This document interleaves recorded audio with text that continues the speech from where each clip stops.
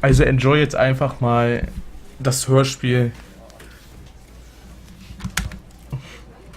von Stanley.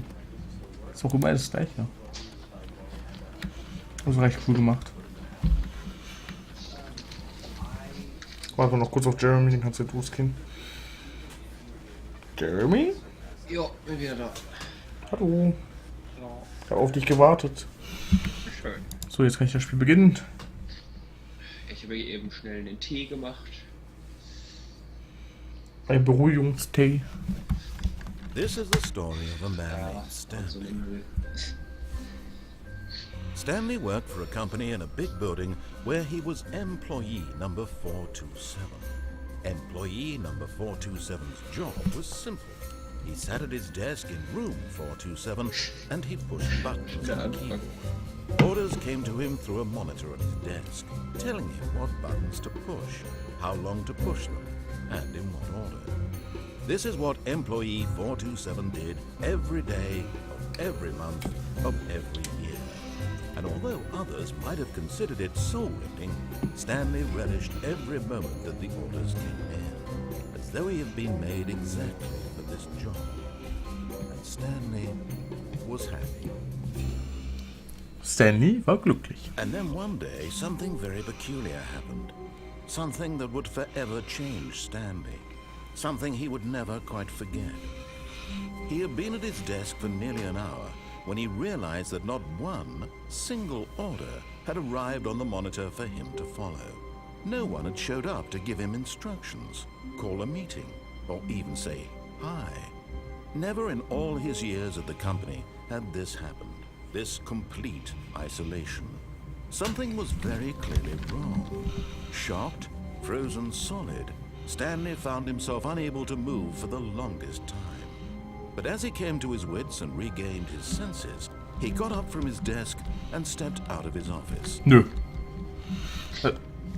Nee. Hab ich gar keine Lust zu. But Stanley simply couldn't handle the pressure. What if he had to make a decision? What if a crucial outcome fell under his responsibility? He had never been trained for that. No. This couldn't go any way except badly. The thing to do now, Stanley thought to himself, is to wait. Nothing will hurt me. Nothing will break me. In here I can be happy forever. I will be happy. Stanley waited. Hours passed, then days. Had years gone by? He no longer had the ability to tell. But the one thing he knew for sure, beyond any doubt, was that if he waited long enough, the answers would come. Eventually, someday, they would arrive. Soon, very soon now, this will end. He will be spoken to. He will be told what to do. Now it's just a little bit closer.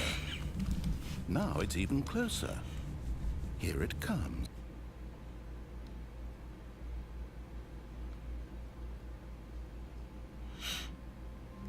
Nein! Ich will nicht raus.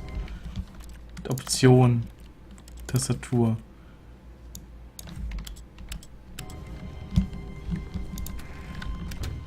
But Stanley simply couldn't handle the pressure. Oh nein. He had to make a decision. What if a crucial outcome...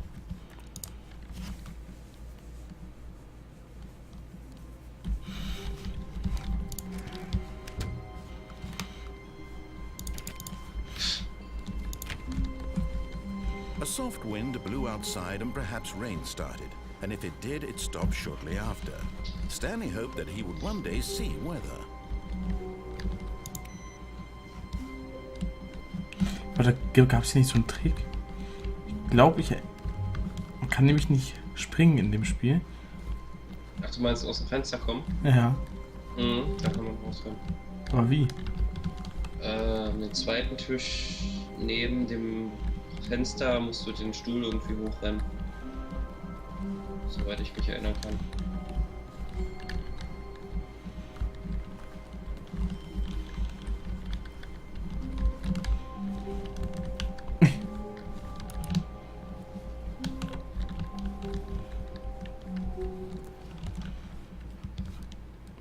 At first, Stanley assumed he'd broken the map until he heard this narration and realized it was part of the game's design all along.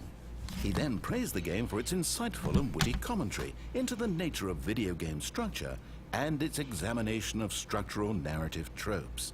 So, now that you're here, what do you think? Isn't this a fun and unique place to be? Why don't we take a minute just to drink it all in? Okay, I'm over it now. What do you think? Are you sick of this gag yet? Well, I don't know how to say this politely, but you could literally just hit escape and restart the game any old time you want. Like, right now. You could have done it just then. Now would also be an appropriate time to quit. Any of these points and so many, many more, all of them are appropriate. I'm enjoying what seems to be an internal conflict going on where you are literally unable to act on your own desires to restart the game. Nö, das mache ich. So, just to push the envelope, I'm going to try and make this as miserable as possible and see how long you can. Ich drück nicht Escape. Ja, okay, die ganze Zeit würdest du Escape drückst. Das ist so lustig.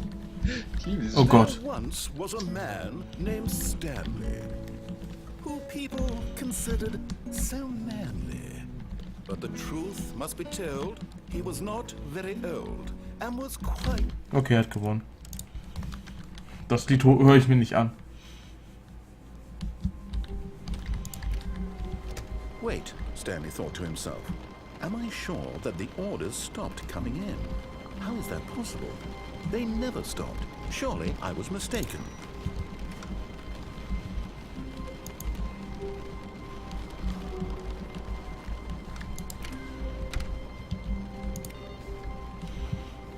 Computer?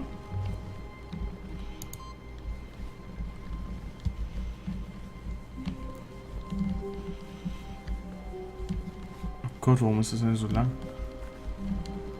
When Stanley came to a set of 2 open doors, he entered the door on his left. Nee, ich gehe nicht durch die linke Tür. This was not the correct way to the meeting room, and Stanley knew it perfectly well.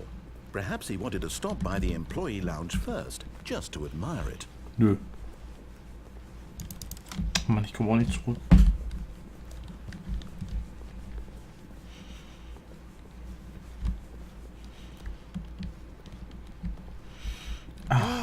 Yes, truly a room worth admiring. It had really been worth the detour after all, just to spend a few moments here in this immaculate, beautifully constructed room. Stanley simply stood here, drinking it all in.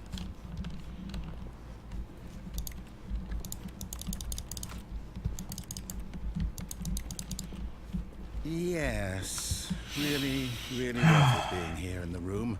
A room so utterly captivating that even though all your co-workers have mysteriously vanished, here you sit looking at these chairs and some paintings. Really worth it. But eager to get back to business, Stanley took the first open door on his left. Soll ich nach links gehen, wie er es gesagt hat, oder soll ich geradeaus gehen? Folgt bei allen seinen Anweisungen. And so he detoured through the maintenance section, walked straight ahead to the opposite door, and got back on track. Weiter? Soll ich dir wirklich folgen, Jeremy? Ja, mach's einfach.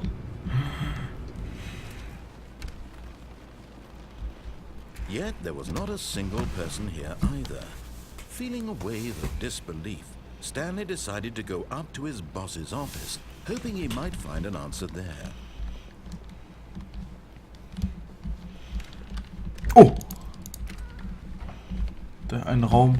Stanley stepped into the broom closet, but there was nothing here, so he turned around and got back on track. Nö, bleib hier. There was nothing here. No choice to make, no path to follow, just an empty broom closet. No reason to still be here. Nee, ich finde die bösen Kammer cool. Ich glaube, ich bleib hier noch ein bisschen. It was baffling that Stanley was still just sitting in the broom closet. He wasn't even doing anything. At least if there was something to interact with, he'd be justified in some way. As it is, he's literally just standing there doing sweet FA.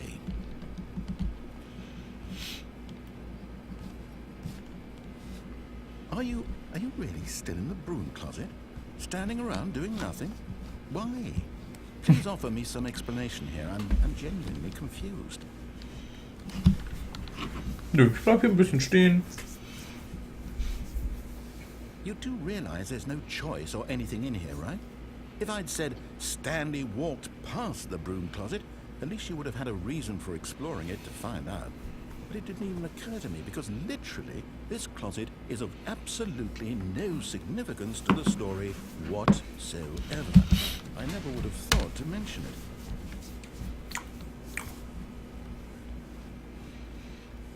Maybe to you this is somehow its own branching path. Maybe when you go talk about this with your friends you'll say, "Oh, did you get the broom closet ending? The broom closet ending was my favorite." I hope your friends find this concerning. Ich hoffe, deine Freunde finden das beunruhigend. Mach ruhig weiter. Stanley was fat and ugly and really stupid. He probably only got the job because of a family connection. That's how stupid he Bin is. ich fett und That or with hässlich. drug money. Also, Stanley is addicted to drugs and hookers. Ja, vielleicht. Ein bisschen Drogen und Prostituierte sind ja nicht schlecht. Well, I've come to a very definite conclusion about what's going on right now. You're dead. You got to this broom closet, explored it a bit, and were just about to leave because there's nothing here, when a physical malady of some sort shut down your central nervous system and you collapsed on the keyboard. Well, in a situation like this, the responsible thing is to alert someone nearby so as to ensure that your body is taken care of before it begins to decompose. Hello? Anyone who happens to be nearby? The person at this computer is dead. He or she has fallen prey to any number of your countless human physiological vulnerabilities. It's indicative of the long-term sustainability of your species. Please remove the corpse from the area and instruct another human to take their place at the computer, making sure they understand basic first-person video game mechanics and filling them in on the history of narrative tropes in video gaming, so that the irony and insightful commentary of this game is not lost on them. All right, when you've done that, just step out into the hallway. Sagt er jetzt noch was? Nachdem er dich mit Tod erklärt hat, nicht. Los, Tag auf Session, nur Hilfe, ich bin tot. Bevor ich mich zersetze. It's good to have you on board. I guarantee you can't do any worse than the person who came before you. Ah, ein zweiter Spieler. Es ist gut, dich an Bord zu haben. Coming to a staircase, Stanley walked upstairs to his boss's office. Nee, ich gehe nach unten. Was passiert, wenn du noch in die Wesenkammer gehst? Ich glaube, ich kann gar nicht mehr die Tür aufmachen jetzt. Ne? Ach, Oh Gott. Soll ich denn nach unten oder soll ich nach oben zu ihm? Jeremy? Nach oben oder nach unten? Gehen wir nach unten. Ärgern wir den Erzähler ein bisschen. But Stanley just couldn't do it. He considered the possibility of facing his boss, admitting he had left his post during work hours. He might be fired for that. And in such a competitive economy, why had he taken that risk? All because he believed everyone had vanished. His boss would think he was crazy. And then something occurred to Stanley. Maybe, he thought to himself, maybe I am crazy. All of my co-workers blinking mysteriously out of existence in a single moment for no reason at all? None of it made any logical sense. And as Stanley pondered this, he began to make other strange observations. For example, why couldn't he see his feet when he looked down? Stimmt eigentlich. Why did doors close automatically behind him wherever he went? And for that matter, these rooms were starting to look pretty familiar. Were they simply repeating? No, Stanley said to himself, this is all too strange. This can't be real. And at last, he came to the conclusion that had been on the tip of his tongue. He just hadn't found the words for it. I'm dreaming, he yelled. This is all a dream. Oh, what a relief Stanley felt to have finally found an answer, an explanation. His co-workers weren't actually gone. He wasn't going to lose his job. He wasn't crazy after all. And he thought to himself, I suppose I'll wake up soon. I'll have to go back to my boring real-life job pushing buttons. I may as well enjoy this while I'm still lucid. So, he imagined himself flying and began to gently float above the ground.